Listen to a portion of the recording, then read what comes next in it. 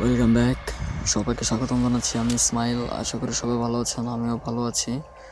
নতুন একটা ঘটনা যাব, আশা করি ঘটনাটা শুনবেন, আমাদের সাথে থাকবেন। আর আমাদের চ্যানেলটিকে সাবস্ক্রাইব করে দিন, পাশে থাকা বেল আইকনটা অন করে দিন। যে আমি বিশ্বাস করি যে আমাদের যে লিসেনার্স, তারা হয়তো আমাদের এই ঘটনাটা শুনে কোনো নোটিফিকেশনই মিস দেয় না। তো আপনাদের কাছে আমার এটুকুই আবদার যে আপনারা আমাদের কোনো নোটিফিকেশন মিস করবেন না।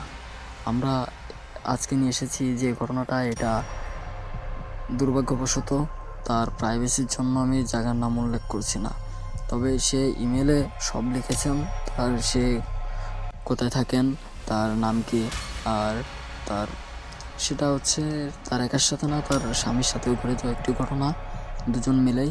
তো সিকিউরিটির জন্য আমি তাদের ছদ্মনাম ব্যবহার করব এখানে। তো ঘটনায় চলে যাওয়া যাক।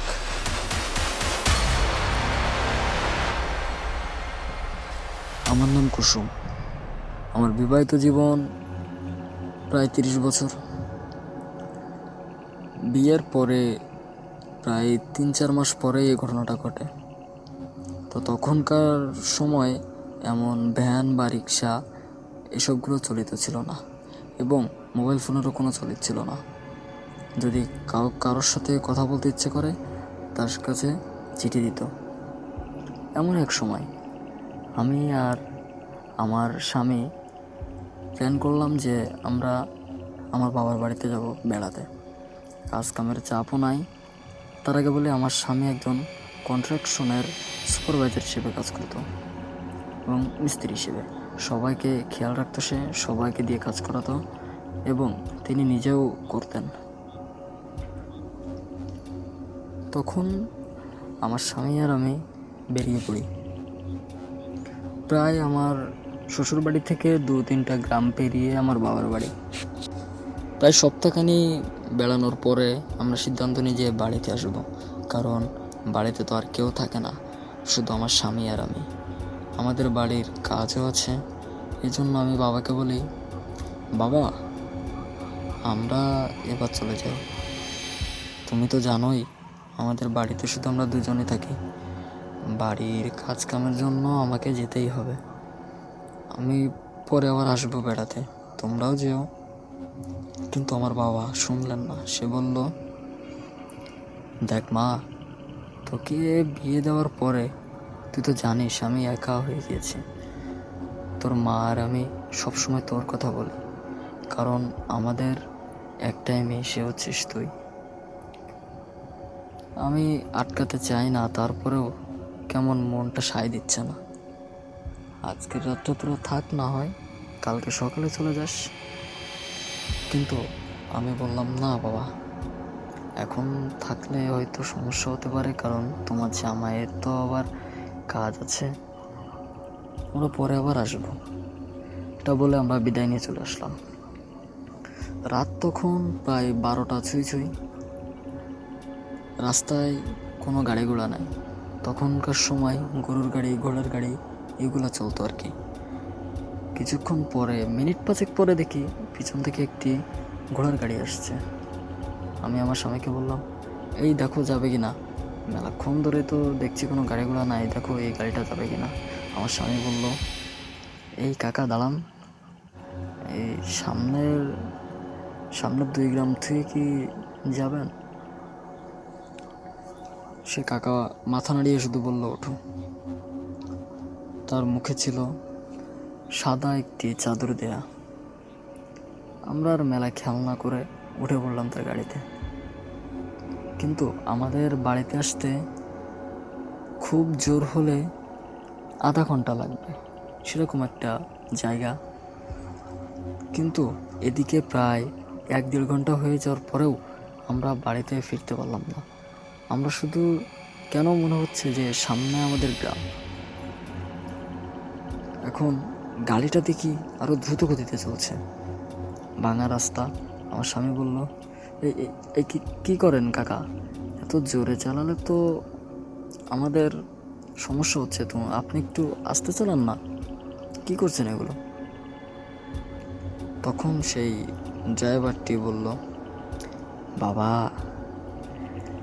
এই গাড়ি আসতে চলে না, আমার এই যে দুটো ঘোড়া দেখছো না, এরা যত আওয়াজ পায় তত জোরে চলে, তোমরা ঠান্ডা হয়ে বসো। কেমন একটি বিদ্রোহের হাসি আসলো, কিন্তু আমার মনে সায় দিচ্ছিল না যে এই লোকটা আসলে কি সাধারণ কেউ। তো ডিপ্রেশনের ভুল হতে পারে, এই জন্য আমরা মেলা কিছু ভাবলাম না। কিন্তু যখন আমাদের গ্রামে চলে আসলাম, আমরা গাড়িতে নামলাম, আমার স্বামীকে বললাম, এই ওনার ভাড়াটা মিটিয়ে দাও। আমার স্বামী যখন ভাড়া দিতে গিয়ে বলল, কাকা এই যে আপনার টাকাটা নেন। তখন আমরা দেখলাম সেই ড্রাইভারটার মাথা ছিল না। আমরা এটাই ভাবলাম, কীভাবে মাথা ছাড়া একজন লোক চলতে পারে, বা আমাদের সাথে কথা বললো কীভাবে। আমি ওখানে জ্ঞান হারাই, আর পরেরটুকু আমি আমার স্বামীর মুখ থেকে শুনি। আমি অজ্ঞান হয়ে যাওয়ার পরে আমার স্বামীকে নাকি বহুত মারার চেষ্টা করেছিল, যেমন পেছন থেকে আরেকটা গাড়ি এসে তাকে চাপা দিচ্ছে, বা সেই লোকটা হাত লম্বা করে তার গলা চেপে ধরছে। কিন্তু ভাগ্যবশত আমরা বেঁচে যাই।